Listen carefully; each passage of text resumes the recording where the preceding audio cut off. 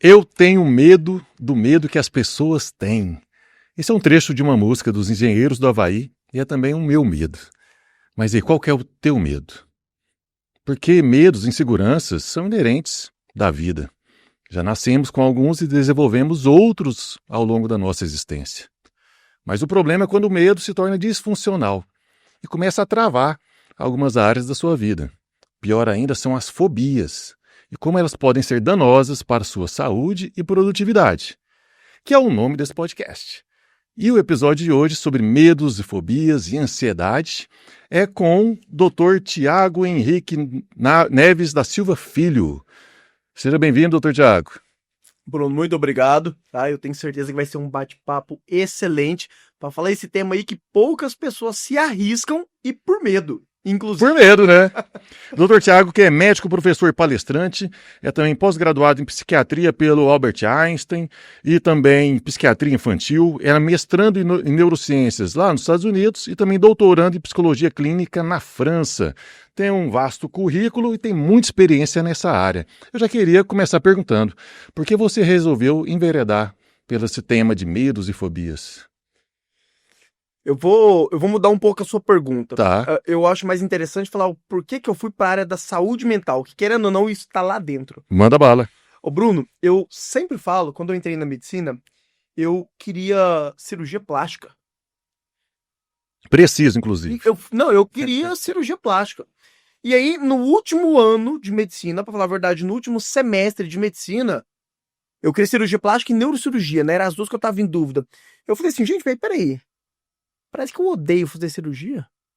Como é que eu vou entrar numa área, numa especialidade que eu tenho que ficar 12 horas em pé operando alguém? Eu odeio cirurgia, eu odeio bloco cirúrgico, que lá me dá medo. Eu falei, não pode um trem desse. Eu tô escolhendo, tô indo pro lado errado da minha vida. Aí eu entrei naquele momento de introspecção, né? Aquela crise existencial. Falar, gente, eu quis 6 anos isso e agora eu não quero mais. Falei, o que eu vou fazer da minha vida? E eu comecei a refletir, por que eu fui pra medicina? Medicina nunca foi minha primeira opção de vida, de curso. Eu sempre fui da área de humanas. Eu amo história, eu amo filosofia. Eu acho legal, tenho prazer em estudar a área de humanas. Eu falei, então peraí, se eu sou da área de humanas, por que eu não vou para mais humanas das especialidades? E vim cair de paraquedas na psiquiatria. E isso vicia isso da cabeça, cara. Isso da cabeça é bom demais. E eu fui aprofundando, fiz uma pós-graduação aqui, fiz outra ali, fiz outra depois, mestrado, doutorado, e até hoje estou estudando. Cara, então estudar cabeça é muito interessante. Saúde mental, psiquiatria, e querendo ou não, fobias, medos e ansiedades estão lá dentro. Sim. Tá? É viciante, entendeu? Então acaba que eu peguei gosto pela coisa. E é interessante que a cada vez que eu estudo, a psiquiatria, a neurociências, eu vou englobar assim, a neurociências, ela causa uma sensação de estranheza. Você assiste uma aula, você lê um livro, cara, te dá uma arrogância tão grande que você bate no peito e fala o seguinte, cara, agora eu sei tudo desse negócio. Agora eu sou o pica nesse assunto. Aí quando você vai assistir a próxima aula, ler o próximo livro, te bate aquela depressão, você fala, puta que pariu. Eu não sei nada. Sem contar que tudo muda e evolui o tempo todo. Tudo muda. Hoje, o assunto de hoje, ansiedade. Querendo ou não, medo. Quando a gente fala de medo, é igual a ansiedade. Se eu falar pra vocês que eu estudei ansiedade hoje de manhã, antes de vir pra cá, eu já tô atrasado. Porque de manhã, até nesse momento que a gente tá gravando, já mudou coisa, já atualizou, já se descobriu. Sim. Cara, então é uma área totalmente dinâmica. Porque a gente tá falando de cérebro, de mente. E a mente, ela é o sistema, ela é a área que a gente menos conhece do corpo humano. Correto. E não iremos conhecer na sua integridade tão cedo. E você tem muitos pacientes que têm alguma situação envolvendo medos e fobias? Isso é bem comum? Não, na verdade, é a situação mais comum. É mesmo? Porque quando eu falo de medos e fobias, eu estou falando de ansiedade. Tá. A ansiedade é o transtorno mental mais comum, dentre todos. E, aliás, o Brasil, que ele não o Brasil, ele não é um país de referência em muitas coisas no mundo. Mas quando se fala de ansiedade, a gente é o cara. Sim. Por quê? Porque nós somos o país com o maior número de ansiosos do mundo. São 18 milhões de pessoas em números oficiais. Isso tirando aquelas pessoas que nunca procuraram ajuda, que são subdiagnosticadas. Então, oficialmente, 18 milhões de brasileiros são ansiosos. Isso nos coloca em top 1 no mundo. Tá? Então, é o assunto mais prevalente no consultório. Mas existem níveis de ansiedade que podem provocar medos ou fobias patológicas e níveis de ansiedade que são um pouco menores, que não interferem tanto na qualidade de vida da pessoa. É interessante. Então, vamos lá. Quando a gente fala de ansiedade, a ansiedade, ela tem a ansiedade normal e a ansiedade transtorno, que é a ansiedade patológica. Ok. Quando nós agora olhamos só a ansiedade patológica, não existe uma ansiedade. Então, quando as pessoas falam o seguinte, eu tenho transtorno de ansiedade, aí eu sempre pergunto, qual? Aí a pessoa assusta, como assim, qual? Tem mais de um? Tem mais de um, inclusive são 7. Um deles, aliás, 3 deles são as fobias. Então nós temos 3 tipos de fobias. E as fobias são um tipo de ansiedade. Entendeu? Definindo ansiedade. A definição de ansiedade é muito simples. Qualquer pessoa consegue definir medo e preocupação com alguma coisa no futuro. É isso. Isso é ansiedade. O que vai diferenciar os 7 tipos de ansiedade? Qual é o motivo do medo? Só. Beleza. Agora, esquecendo a parte da ansiedade patológica, eu tenho ansiedade normal. Correto. Tiago, eu não sou ansioso. Não sou. Tá, então, se você não é, então você não tem ansiedade, mas você tem um outro transtorno patológico. E já eu vou falar sobre ele, entendeu? Mas até que se prove o contrário, 99% da população mundial tem ansiedade. Sim. E eu digo mais, ainda bem que você tem ansiedade. Aí, provavelmente, alguém deve estar escutando a gente, ou até mesmo você deve estar pensando, esse cara é doido. Ainda bem que tem ansiedade. Sim, a ansiedade é uma coisa boa. Graças a Deus que nós temos. Quando eu estava lá no curso de medicina, o que me fez estudar? O que me fez ler livro, estudar? Medo. Eu tinha medo de 2 coisas. Uma coisa a curto prazo, uma coisa a longo prazo. Independente dessas coisas, era alguma coisa no futuro. Logo, era ansiedade. Se eu não estudasse e eu tomasse pau numa matéria, minha mãe me descia a madeira. Ou, se eu não estudasse e eu não soubesse um conteúdo, eu seria um profissional ruim. Correto. Medo ou preocupação de alguma coisa no futuro. O que me fez estudar é a ansiedade. A ansiedade e o medo, eles foram fundamentais no nosso processo evolutivo. Na verdade, eles são até hoje. Sim. Né? O medo, a ansiedade, ela veio como uma mutação genética e provocou a ansiedade. Lembra lá da história do Darwin? Que tinham 2 grupos distintos. Um grupo desenvolve-se uma característica que se tornou mais adaptável ao meio. Logo, esse grupo, ele sobrevive mais. Foi exatamente isso. O grupo que desenvolveu uma alteração genética e começou a ter alterações dentro do nosso cérebro e que provocou a ansiedade, esse grupo, ele evoluiu mais. Por quê? Ansiedade, medo e preocupação de alguma coisa no futuro. Esse grupo aí que vivia na época das cavernas, ele virava e falava o seguinte: já vai anoitecer, hein? Se a gente não montar uma fogueira aqui, vai todo mundo morrer de frio. Vem um bicho aqui como nós tudo. O que eles faziam? Eles se preparavam. Sim. Entendeu? Tava chegando a época do inverno. Eles falavam, já vai congelar tudo. Se a gente não der um jeito de migrar para o norte, a gente vai tudo de arrasta para cima. O que eles faziam? Se preparavam. O grupo que não desenvolveu ansiedade não tinha medo, não tinha preocupação do futuro, não se preparava e não se antecipava. Então vamos lá, voltando à historinha do Darwin, juntando os 2 grupos, qual que você acha que sobreviveu? É óbvio que é com ansiedade. É por isso que todos nós que estamos vivos em 2025 somos descendentes diretos desse grupo sobrevivente. Sim. Logo, todos nós carregamos a carga genética que produz ansiedade. 99% da população. Onde está aquele 1% que não tem ansiedade? Se diz respeito àquele 1% das pessoas que não tem medo, preocupação ou remorso. Eu estou falando de quem? Psicopatas. Né? Que na medicina nós chamamos de transtorno de personalidade antissocial. São psicopatas. Agora quem está escutando a gente vai provavelmente falar, não, então realmente eu tenho ansiedade. Ou eu sou um psicopata, né? Vai saber. Você citou um ponto bom, né? Um grupo aí primitivo tinha medo do leão e por isso tinha muita precaução com o leão, o outro não tinha esse medo, foi lá acariciar o leão, não está mais aqui. Uma criança, ela nasce sem alguns medos. Ela até já vem de forma inerente também, com medos mais também primitivos, de som alto, de queda, mas a gente percebe criancinhas que vão abraçar cachorro, não tem esse medo. Que medo surge no nosso nascimento e como os novos medos são incorporados ao longo do nosso desenvolvimento? Vamos lá, Bruno. Na verdade, a sua pergunta ela foi um pouco incorreta. Não é que a criança nasce sem medo.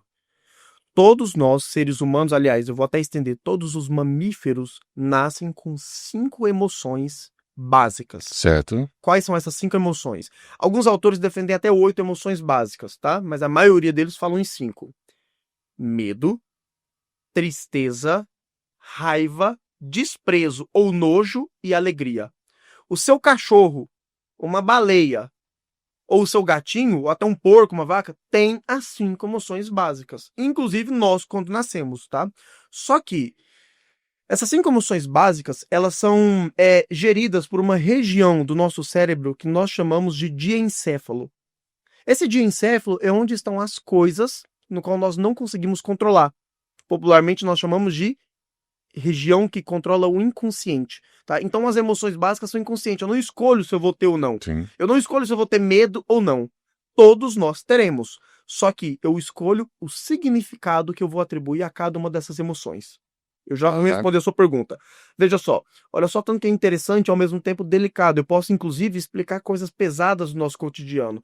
Quando eu pego a emoção de nojo, eu posso escolher atribuir um significado a ela. Ter nojo de uma barata ou ter nojo de uma pessoa com uma cor diferente da minha. Eu consigo, inclusive, explicar os preconceitos da nossa sociedade. Medo. Todos nós teremos medo. Eu posso escolher ter medo de alguma coisa que vai me provocar morte ou ter medo de um cachorro. Por isso que tem criança que abraça cachorro e tem criança que tem medo. E como é que ela vai atribuir significado a isso? A partir de referenciais. Ou seja, pelos referenciais que ela vai tendo através do meio ambiente no qual ela vive. Se ela observa que o pai dela tem medo de cachorro, opa, então eu entendi que essa coisa que chama-se medo, uma das coisas que eu vou atribuir significado é em relação ao cachorro. Ah não, ela vive numa família em que todo mundo tem cachorro, cachorro dorme na cama, cachorro abraça o pai, abraça a mãe, o pai abraça o cachorro. Ela entendeu que aquilo ali, ela não vai atribuir significado de medo àquilo, ela vai atribuir a outra coisa. Então a criança nasce com as 5 emoções básicas, só que o significado que ela vai atribuindo, ela vai aprender a atribuir. Como? Olhando, tendo referenciais. E existem pessoas que são mais sensíveis ao medo do que outras? Ou, em outras palavras, mais medrosas? Existe, com certeza. O normal é a gente ter um predomínio das 5 emoções, tá? De forma saudável. Então a gente tem um equilíbrio. Quando a gente tem uma predominância de uma das emoções muito mais do que as outras, aí entram os transtornos patológicos. Eu tenho uma pessoa que ela tem um predomínio muito mais do medo em relação às outras emoções. Então, um caso clássico de ansiedade. Não sei qual tipo, mas vai ser um ansioso. Eu tenho uma pessoa que tem um predomínio de tristeza em relação às outras emoções. Depressão. Eu tenho uma pessoa que tem predomínio de alegria. E é uma coisa boa, né? Uma pessoa que é alegre o tempo todo. Bipolaridade. Tá? O certo é eu ter aí um equilíbrio entre todas elas. Quando eu tenho um desequilíbrio, eu começo a entrar nos transtornos, nos casos patológicos. Nesse caso aí, sim, a gente pode ter uma pessoa que é naturalmente medrosa, sem ser ansiosa. Vou mudar. Uma pessoa que é naturalmente medrosa tem que ser portadora de transtorno de ansiedade. Entendeu? Mas quando a gente começa a intensificar demais uma emoção, aí é quando a água começa a extravasar do balde, né? O que diferencia o veneno do remédio é a dose. Perfeito. Aqui é a mesma coisa. Aí eu entro nos transtornos patológicos. E o que é a fobia? Vamos lá. Fobia é um tipo de ansiedade. Então, medo / preocupação de alguma coisa. Tá. Certo? Quando esse medo é inconsciente, involuntário e desproporcional, aí eu começo a caracterizar a fobia. Eu tenho 3 tipos de fobias. Quais são esses 3 tipos de fobias? Primeiro é agorafobia. O que é agorafobia? Muitas pessoas eu já vi falando, agorafobia é o medo do... Agorafobia, medo do presente, do agora? Não. É porque esse agora, ele vem lá uma terminologia da Grécia, lembra? Da ágora, que é um espaço onde se fazia as rotações, então era um espaço aberto. Agorafobia é basicamente o medo de passar mal e não obter ajuda ou não conseguir ter uma rota de fuga. É por isso que, por exemplo, a agorafobia, a gente pode ter nos 2 extremos. A pessoa ter agorafobia num lugar extremamente aberto e deserto, como um campo, a pessoa está no meio de um pasto, ela passa mal, quem é que vai ajudar ela? Ninguém. Ou então, medo de estar no meio da multidão. Você está no meio do show do Gustavo Lima, você dá um infarto lá. Meu amigo, ninguém nem vai prestar atenção em você. Não, mas show do Gustavo Lima dá medo mesmo. Dá medo de qualquer um. Então, o primeiro é agorafobia. Medo e preocupação de estar em um lugar e não obter ajuda caso passe mal. Entendeu? Agorafobia é isso. O segundo tipo de fobia é a fobia social. A fobia social as pessoas confundem, acho que é o medo de estar em lugares lotados. Não é isso. Fobia social é o medo ou preocupação de ser julgado. Ou seja, de falar e as outras pessoas julgarem ela. Então uma pessoa com fobia social, não é que ela tem medo de ir no meio de um barzinho. Não, ela tem medo de falar em público. Ela tem medo de ser o centro das atenções, de ser julgada, de ser ridicularizada. Então essa é a fobia social. Também alguns chamam de transtorno de ansiedade social. Ok. E o terceiro tipo de medo, de fobia, é a fobia específica. Nessa fobia específica aqui é onde tem aqueles subtipos de fobia específica. Fobia de barata, fobia de sangue, fobia de agulha, fobia de buraquinhos, formas circulares. Tem gente que tem fobia de casamento, e não é brincadeira. Eu entendo.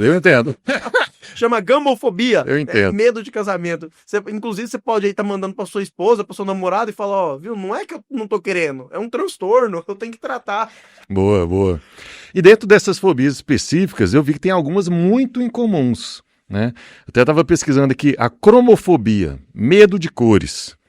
Xantofobia, medo da cor amarela, muito específico aí. Você vê, é uma coisa, como que chama? Xantofobia. Eu entendi você falando santofobia. Eu nem sabia desse tipo de fobia. Na hora eu pensei, falei, rapaz, será que é fobia de santo? Xantofobia com X. Com X. Medo da cor amarela. Aí tem outro aqui que eu achei muito estranho. Anatidaefobia.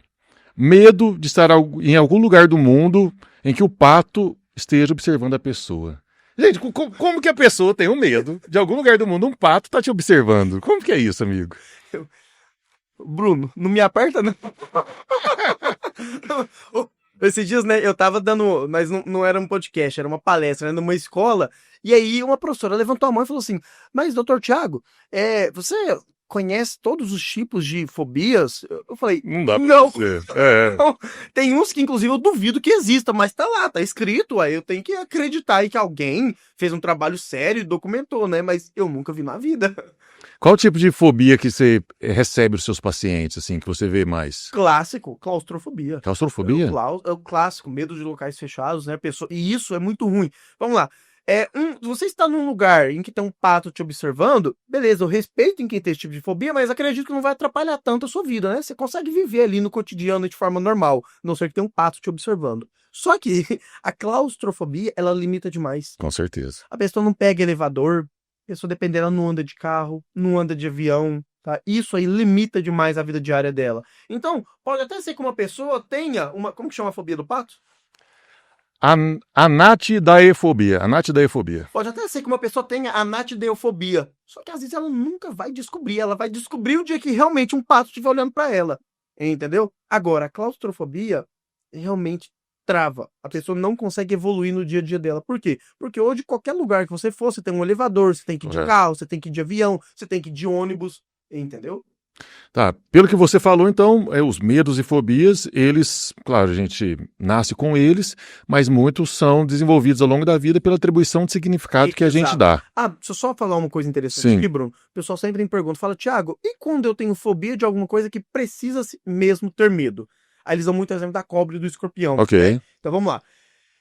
Existe um escorpião aqui, ó, em cima dessa mesa aqui, ó. É normal eu ter medo dele. Né? Eu não vou lá enfiar o dedão nele ali pra me levar uma picada de graça. Beleza. Só que a fobia, ela não é um medo qualquer. Ela é um medo desproporcional ao perigo que aquela coisa realmente oferece. Então vamos lá. Uma coisa é ter um escorpião aqui, eu falar assim, gente, peraí, vamos parar aqui até tirar esse escorpião aqui. Okay. Virou o escorpião, acabou, levou. Ó. Vida que segue. Beleza, vida que segue. Vamos continuar a gravação aqui. Pessoa que tem fobia, passa mal, ela não consegue ficar nesse ambiente. E depois que tirar o escorpião, ela não volta que nem com a cruz sagrada, entendeu? Essa é a diferença. É um medo desproporcional ao perigo que o bicho ou que o objeto vai realmente oferecer, tá? Uma faca, né? Eu tenho uma faca. Eu vou ter medo da faca? Sim, se eu bater a mão na ponta, se eu deixar ela cair acidentalmente, é pra se ter medo e é pra se ter preocupação. Sim. Só que isso é totalmente diferente da pessoa que olha aquele objeto pontiagudo, existe essa fobia e começa a passar mal. Tem a faca aqui em cima, aqui, ó, ela já tá começando da batedeira. E isso não é normal em hipótese alguma. Então a gente pode concluir que esses medos, eles foram desenvolvidos pela pessoa ou por experiências, talvez traumáticas que elas tiveram, ou por observação de outras pessoas tendo experiências. Foram aprendidas. Aprendidas. Pois é. Como que uma pessoa que precisa estar em lugares fechados, que todo mundo precisa estar em algum momento, desenvolve esse medo que é tão disfuncional para ela? Ou ela passou por alguma coisa, tá? É muito comum, por exemplo, a maioria das pessoas que tem claustrofobia, ela passou por algum tipo de situação chata. Ela estava dentro, dá um exemplo, estava num avião, deu uma turbulência, entendeu? Uma turbulência mais grave. Ela estava no elevador, o elevador travou com ela. Ela estava dentro de um cômodo fechado, e aí, de repente, sei lá, acaba a energia e a porta emperra. Então, são situações que realmente ali causou alguma coisa dela. Ou ela testemunhou, né? Eu vi acontecendo alguma Sim. coisa com você e aí eu absorvi aquele medo. Então é aprendido, seja com ela, seja observando. Isso está ligado ao sistema aprendido, né? Está ligado também, provavelmente, ao sistema de crenças. E aí o tratamento é ressignificar esse medo, essa fobia? É o seguinte, apesar das fobias estarem dentro dos transtornos de ansiedade, Tá. eu não consigo ter tanto resultado com tratamento medicamentoso. Eu consigo ter resultado, vamos supor, você tem uma claustrofobia. Mas um ansiolítico, por exemplo, Sim, isso aí ajuda. Ajuda, vamos lá. Ok. É basicamente o seguinte. Bruno, você tem uma claustrofobia. Tá. E aí você precisa ir, sei lá, para São Paulo hoje. Você tem um congresso, você tem um evento importante lá. Cara, você não consegue chegar lá de carro. Você fala assim, putz, eu vou ter que ir de avião, mas eu não consigo entrar no avião. Cara, beleza. Um remédio ali para te dar uma dopada, né? Um ansiolítico para te dar sono, ele vai ajudar demais. Só que eu enxugo o gelo. Eu não resolvo o problema. Ok. Entendeu? Eu tô falando, esse tipo de tratamento para Entendi. resolver o problema, você largar de ter a fobia, não existe remédio para isso. Aí é terapia. Não tem como correr. Terapia. E aí você indica a TCC, TCC. né, terapia TCC. cognitivo-comportamental, que ela realmente visa significar, E- ressignificar Exato. isso. Por quê? Porque ela vai trabalhar como suas tarefas. Ela vai te dar tarefas para você enfrentar o seu medo. Não tem como você fugir do seu medo. Mesmo no tratamento, vai ter que enfrentar o medo. E é lógico que é uma exposição gradual. Ok. Vai enfrentando em doses homeopáticas, Exato. né? Exato. Até chegar numa... Vai, meu filho, vai nesse avião aí e vai com Deus. E como que você vê que essas fobias e medos atrapalham a produtividade da pessoa? Que impacto que isso causa? Além do desconforto com a qualidade de vida, mas no trabalho específico. Vamos lá, Bruno. Só pelo fato de ser uma fobia, eu já estou deixando subentendido que se é um transtorno, né? Uhum. Então, vamos lá. E um transtorno, por definição, ele tem que obedecer duas regras. Primeiro, ele tem que causar sofrimento. Tá. Não existe um transtorno no qual a pessoa não tenha sofrimento. Tá? E aí é muito interessante, eu sempre falo nessa tecla, por quê? Porque pra gente parar de ficar patologizando ou então romantizando certas patologias. Vou dar um exemplo clássico aqui, o TDAH, né? Uhum. Hoje o que mais tem... Todo mundo tem agora. TDAH. Todo mundo quer ter TDAH, É. né? Virou moda. Eu vejo menininha, Patricinha, né? Fala assim, nossa senhora, eu tenho TDAH, é bom demais você ter TDAH. Peraí, calma, se é bom demais, você acabou de excluir um dos critérios de transtorno. Tem que causar sofrimento. E se é bom, não causa sofrimento. Então, bingo, acabei de tirar o diagnóstico de TDAH de uma pessoa. Então, voltando à fobia. Como é um transtorno, tem que causar sofrimento. Ok. Segunda coisa, tem que causar limitações das funções do dia a dia. Tá. Ou seja, a pessoa precisa ficar disfuncional. O que é um ser humano disfuncional? Vamos lá. Igual vamos pegar aqui o caso do Bruno. Homem, sexo masculino, 52 anos. Pô, aí você me lascou, né, amigo? Aí você me derrubou aqui. Tô brincando. Mas tô 28 quase. anos, vamos lá. O que se Obrigado, faça o Pix daqui a pouco. O que se espera de um cara desse perfil? Ora, que ele acorde cedo, vai fazer suas funções, consiga ir no mercado, consiga ir socializar com o companheiro, a companheira dele, consiga ir para o trabalho. Então, isso é o que se espera de um ser humano nessas características. Correto. Quando eu falo que essa pessoa está disfuncional, é que ela começa a perder sua funcionalidade. Em algum momento, o transtorno vai atrapalhar ela. E aí, por exemplo, coisas básicas do dia a dia, né? A gente está aqui agora, nesse momento, no 10º andar. Você não veio aqui de escada. Entendeu? Então a claustrofobia, por exemplo, te atrapalharia nisso. Você poderia vir de escada, beleza, mas ia gastar quanto tempo? Uns 10 minutos subir na escada? Então perceba só que atrapalhou a sua vida. Sim. Né? Uma coisa que você fazia em 1 minuto, você gastou 10 vezes mais tempo e cansando. Então, sim, atrapalhou. Ah, mas eu consegui fazer. Beleza, você conseguiu, mas você teve que ter um gasto energético muito maior para fazer a mesma coisa que outras pessoas fazem. Isso é limitação das atividades diárias. Eu estava vendo uma reportagem, uma entrevista, na verdade, com o Roger, do Ultraje a Rigor. Ele tem medo de andar de avião. E ele falou que ao longo da carreira dele, o quanto isso atrapalhou. Ele perdeu oportunidades, porque ele tinha muita dificuldade de fazer show distante, que tinha que ir de ônibus. E aí nisso ele perdeu oportunidade profissional e dinheiro. Eu tenho um paciente aqui, é um paciente, é um cantor, e ele tinha exatamente esse medo. Enquanto a dupla dele ia de avião, ele ia de ônibus com a banda. E aí era muito ruim, por quê? Porque eles tinham que adequar toda a agenda por causa do tempo que ele ia gastar. Sim. Entendeu? E hoje, graças a Deus, com o tratamento tá indo muito bem. Então, perceba o seguinte, ele consegue chegar em qualquer lugar do Brasil de ônibus, dá para chegar. Correto. Só que o tempo que ele gastaria, né, toda a questão ali de imprevistos e tudo, se tornava um fator limitante das atividades dele.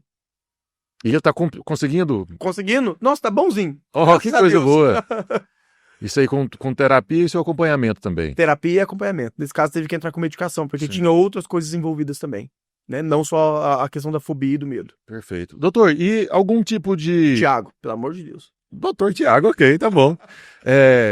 Algum tipo de desregulação cerebral, dos neurotransmissores, isso também pode impactar? Pode não, isso impacta, né? Eu sempre falo o seguinte, eu vou chegar nessa pergunta sua, mas eu tenho que dar 2, 3 passinhos atrás para me Por contextualizar. favor. Hoje, quando eu falo o seguinte, fulano infartou, Tiago, o que aconteceu para o João ter infartado? Cara, é simples. Tem um trombo, geralmente gorduroso, que está interrompendo lá o fluxo da artéria coronariana do coração do seu João. Por isso ele infartou. Tiago, o que aconteceu aí que a dona Maria está com diabetes? Não, o pâncreas dela está produzindo menos ou parou de produzir insulina. E aí não consegue jogar as moléculas de glicose para dentro da célula. Tiago, o que acontece que o Bruno está com depressão e ansiedade? Eu falo, putz, aí tem algumas teorias para poder explicar.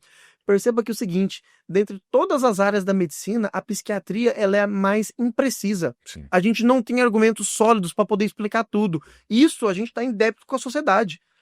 Né? É a área mais atrasada da medicina. Infelizmente, não por culpa nossa. Tem toda uma questão histórica, né, que durante alguns séculos a psiquiatria ela foi proibida de ser estudada. Porque acreditava-se muito, né, em relação da saúde mental e dos comportamentos patológicos relacionado a Deus ou a demônios, né? E aí, como a solução de tudo era ou rezar ou se afastar dos demônios, né, não tem por que estudar.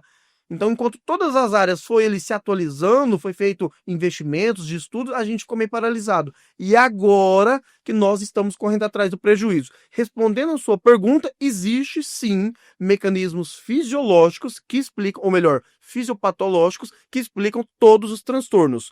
Eu sei todos, aliás, nós sabemos todos? Não, tá?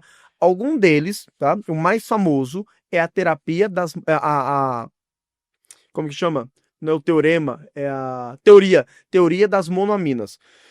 Nós temos aí alguns neurotransmissores, né? Hoje falam-se algo próximo de 60 neurotransmissores. O que é um neurotransmissor? É uma substância química que faz a comunicação de um neurônio com outro. O neurônio é uma célulazinha do nosso sistema nervoso. Esses neurotransmissores, eles fazem a comunicação. O neurônio 1 quer conversar com o neurônio 2. Como que eles conversam? Enviando uma mensagem pelo WhatsApp. O WhatsApp deles é um neurotransmissor. E nós temos 60 tipos de neurotransmissores, cada um deles com várias funções. Quando eu falo teoria das monoaminas, eu estou pegando aí 3 neurotransmissores que são classificados como monoaminas. É a estrutura química deles, tá? Quais são esses neurotransmissores? Serotonina, noradrenalina e dopamina. Nós sabemos que, tá, não é a única explicação, mas nós sabemos que quando um ou mais desses neurotransmissores, dopamina, serotonina e noradrenalina, estão diminuídos, aumenta-se a chance da pessoa ter ou depressão ou ansiedade. Tá? É a única explicação? Não. Mas é hoje a explicação que a gente vê como mais aceita. Essa teoria foi descoberta na década de 60, 1960, e até hoje ela consegue explicar, em grande parte, tá, a ocorrência aí do aparecimento de depressão ou ansiedade. Por quê? Porque a serotonina, a dopamina e a noradrenalina, elas regulam, entre várias funções que elas têm, elas regulam dois tipos de situações dentro do nosso cérebro. Primeiro, é as emoções do medo. Tá? Então regula aí a nossa ansiedade. Segundo, a nossa emoção de tristeza. Então também regula aí a questão da depressão. E para isso também tem tratamento. Com certeza tem tratamento. Hoje nós temos aí algumas classes de medicações que fazem aumentar a disponibilidade desses neurotransmissores, né? É a única coisa que pode fazer, que pode melhorar? Não. Existe uma série de medidas que a gente pode fazer, muitas vezes mais eficazes do que o remédio, tá? Mas que consegue aumentar a disponibilidade desses neurotransmissores. Um exemplo aqui para quem está escutando a gente. Pensa que um neurotransmissor, ele é como se fosse uma chave. Uma chave por si só na minha mão, ela não serve para nada. Eu preciso ter o quê? Uma fechadura. Aí eu ligo a chave na fechadura e ela executa a sua função. De nada adianta eu ter abundância de chaves se eu não tenho fechaduras. Correto. Né? Ou seja, toda a estrutura química no nosso organismo precisa ter receptores. De nada adianta eu passar remédio para aumentar o número de neurotransmissor se eu não tenho receptores em quantidade. Eles não vão fazer efeito. Então, de nada também adianta eu focar só nos receptores, se eu não tenho ali aumento da produção de chaves. Perceba, então, quando eu falo de tratamento, para tudo isso, eu preciso pensar e olhar de forma macroscópica. Eu preciso aumentar a produção de neurotransmissores, eu preciso fazer com que esses neurotransmissores fiquem funcionais e que eles tenham receptores. Quando eu faço isso tudo, aí sim eu tenho um tratamento bem feito. Resumindo a história, adianta só eu passar remédio e não fazer mais nada? Não vai servir de nada. Eu preciso passar remédio que aumenta neurotransmissores. Só que eu também preciso aumentar a produção de neurotransmissores, porque esses aqui serão consumidos. Sim. Eles têm uma vida, né? Vamos supor que um neurotransmissor viva 2 horas dentro do nosso organismo. Depois de 2 horas, eles vão embora. Eu preciso ter produção de mais. E eu também preciso que tenha receptor em quantidade para isso tudo. No final da história, eu preciso ter a medicação, que vai ajudar, mas eu preciso ter uma alimentação saudável para eu produzir neurotransmissores, eu preciso ter atividade física, que vai garantir que os meus receptores estejam jóia. Então, perceba, se eu não tenho toda uma conjuntura de fatores, eu não melhoro ninguém de depressão, de fobia, de ansiedade ou de qualquer transtorno. Então, essa história de que, tô doente, vou só passar remédio para melhorar, desculpa, não vai. Você vai ter uma frustração muito grande. Precisa ter atividade física, alimentação balanceada, até sol você precisa pegar. Porque se não produz, se não pega sol, você não tem serotonina. Porque a serotonina, além dela ser produzida aí por meio da nossa alimentação, ela precisa de um componente muito, muito importante para ativar ela, que chama-se vitamina D.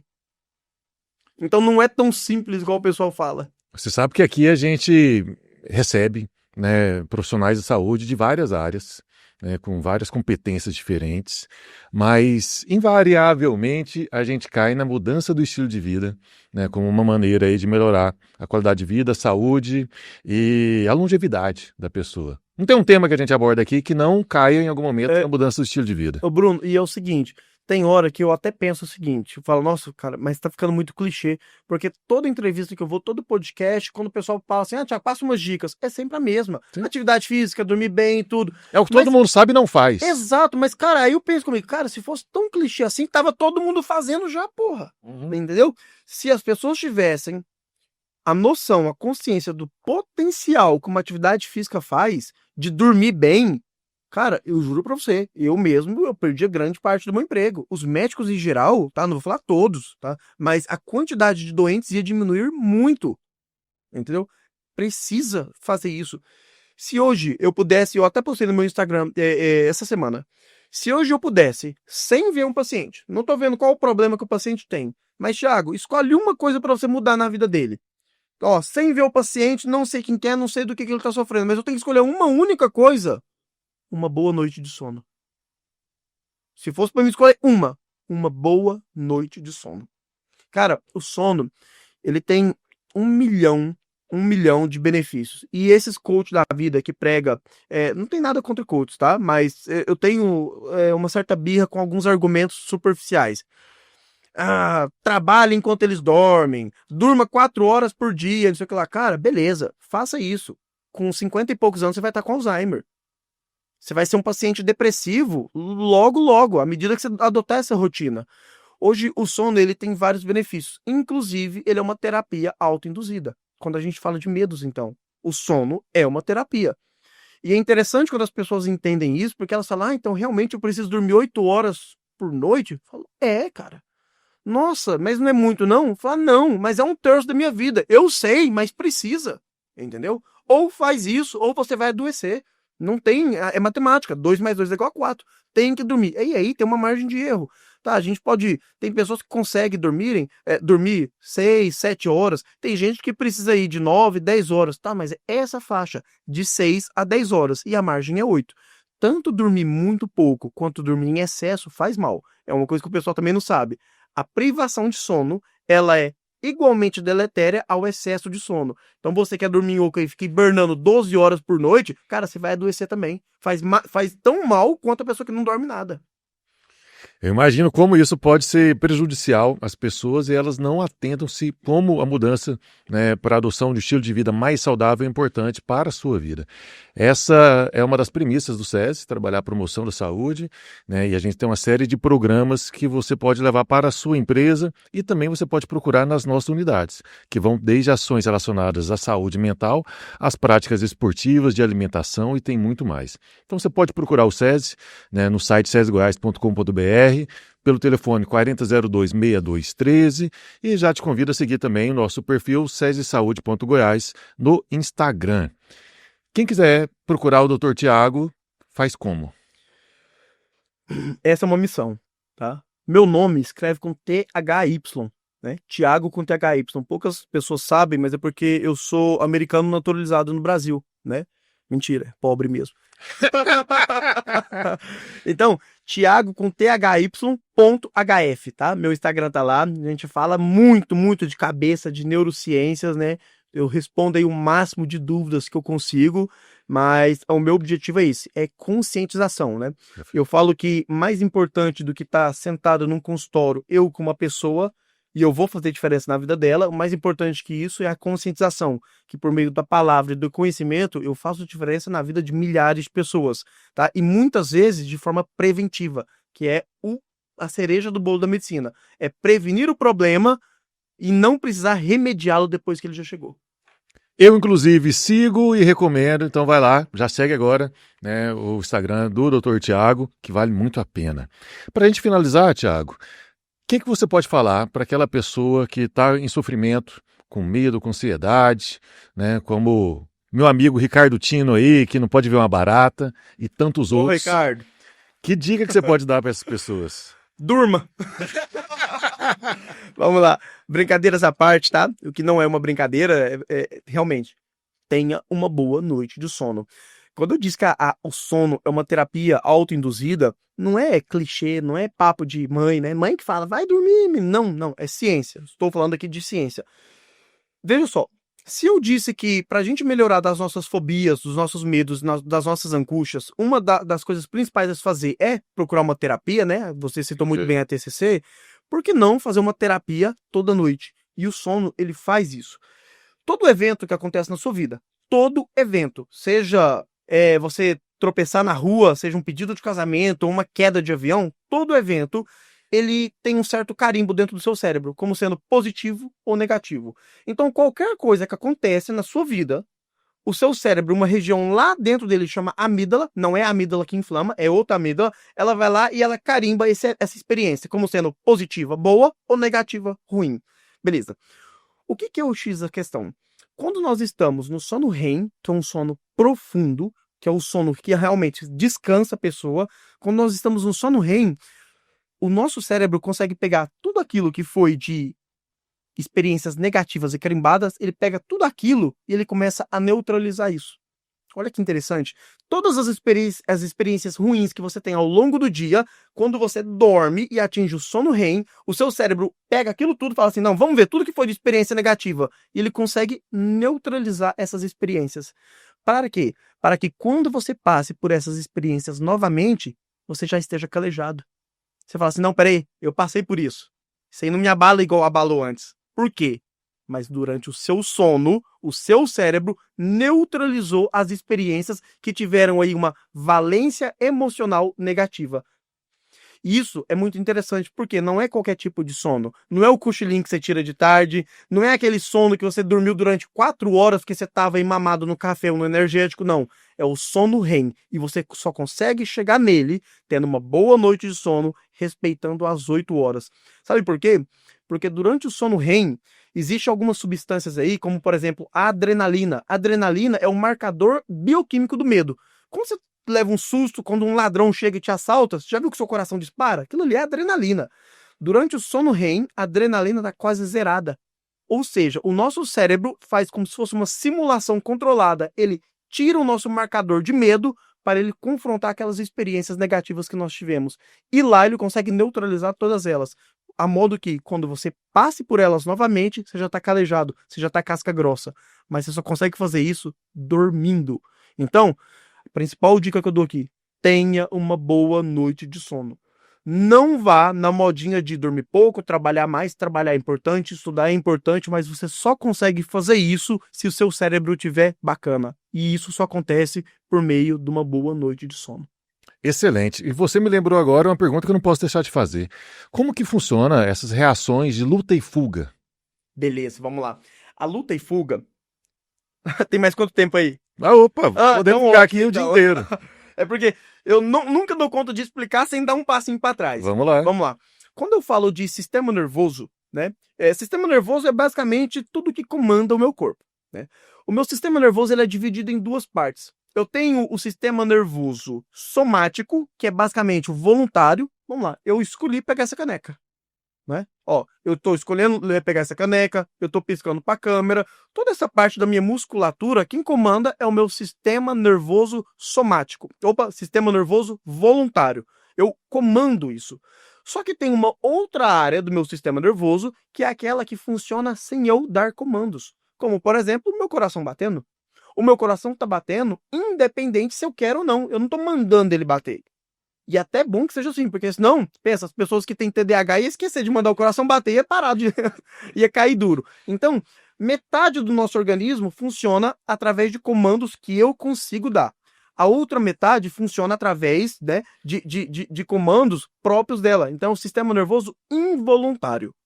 Beleza. Entendendo essas duas divisões do sistema nervoso, eu consigo agora olhar só para o sistema nervoso involuntário, que é esse que eu não comando, e ele também tem uma divisão dentro dele. O meu sistema nervoso involuntário, ele é dividido em dois. Ele é dividido em um que ativa, que é o que eu chamo de sistema nervoso simpático, e um que relaxa, que é o sistema nervoso parasimpático. Então, por exemplo, a gente está aqui gravando. Vamos supor que do nada ali aparece ali uma chamada de emergência naquela televisão e fala assim, ó, planeta Terra está sob ataque alienígena. Oi, peraí, então, lascou, fudeu. O que vai acontecer? O meu coração começa a disparar, eu vou ficar ofegante, eu vou falar assim, nossa senhora, vamos dar um jeito. O que é isso? E eu não estou comandando isso. Acontece do nada. Acontece sem eu querer. É o meu sistema nervoso involuntário e a porção dele simpática, que é a que ativa. É essa que é responsável pela luta ou pela fuga. Por quê? Porque pense só, se é um mecanismo de sobrevivência, Bruno. Se eu tô no meio da selva, eu sou um Neandertal, lá na idade paleolítica, eu tô no meio da selva e do nada aparece um dente de sabre. Meu amigo, se eu ficar moscando olhando para ele, eu vou morrer. Então o meu organismo ele tem que me preparar ou para fugir, para meter o pé, ou para ir para cima dele, pegar uma pedra, uma lança e ir atrás dele. Então isso é o meu sistema nervoso involuntário, a porção simpática, que é a que ativa, que me prepara para o combate. Hoje em dia, na modernidade, não tem perigo de eu encontrar um leão aqui no meio da rua, um dente de sabre. Então eu me preparo para os estressores da vida. Quais são esses estressores? Eu, por exemplo, estou no meu trabalho, você é meu chefe, você joga um monte de relatório em cima da minha mesa e fala assim, ó, ou você me entrega isso no final do dia ou você está na rua. Opa! Aí o meu sistema nervoso simpático, que é da luta ou da fuga, ativa. Pra quê? Pra mim correr atrás, pra mim pedalar, deixa eu resolver isso aqui. Só que, na vida, existe um equilíbrio. Sim. O meu sistema nervoso simpático, eles têm que estar equilibrado com o parasimpático. Por quê? Porque senão eu vou estar aí preparado pra lutar ou pra fugir o tempo inteiro. Mas não, chega uma hora em que não há estressor, não há nenhum motivo de perigo, e o que o meu parasimpático começa a ser ativado. Pra quê? Pra eu relaxar. E é no momento que eu vou dormir, no momento que eu vou comer, no momento que eu vou no banheiro. Então a gente tem esse equilíbrio. Agora sim, respondendo a sua pergunta, quando a gente fala do famoso instinto de luta ou fuga, é basicamente uma área do meu sistema nervoso involuntário que me prepara para reagir diante dos estressores da vida. E aquelas pessoas que ficam paralisadas diante de uma reação de medo, né? A gente não enfrenta mais leão na rua, mas tem 2 homens numa moto. E aí assaltaram a menina e ela nem lutou, nem fugiu, ela ficou paralisada. Às vezes até faz um xixi ali de tanto medo. Como que funciona isso? Cara, isso aí é uma reação disfuncional. É tanta noradrenalina e adrenalina. Lembra quando eu falei da terapia do sono, que são os biomarcadores do medo? É tanta noradrenalina e adrenalina e de forma disfuncional que paralisa. Ela nem luta, nem foge. E de certa forma é até bom, né? Porque aí diminui a chance de levar um tiro na testa, né? Então a pessoa realmente fica paralisada. É o que acontece com o Chaves, né? Quando ele Dá leva o um susto, piripaque. ele dá o piripaque, né? É realmente é uma situação disfuncional em que, né, essa pessoa, quando ela paralisa diante de medos extremos, ela também não responde muito bem diante de estressores do dia a dia. Quando o chefe vai jogar aí a papelada para ela, ela trava. Não é que ela vai travar igual diante de um assalto, né? Mas ela fica sem ter como reagir. Ela não consegue responder à pressão. Tá? Infelizmente, é uma situação disfuncional em que dá pra gente corrigir também, com treinamento. Perfeito. Doutor Tiago, foi uma aula aqui hoje. Eu gostei demais. Está convidado para voltar. Obrigado. Sabe o que quiser. Muito obrigado aí pela tua presença. Quero agradecer também aqui a nossa equipe técnica, Juliana Caldeira, Bruno César, nossos sponsors, André Rocha, Paulo Vargas. E minha gratidão especial a você que nos acompanha aqui no Saúde e Produtividade. Muito obrigado e te vejo no futuro sem medo.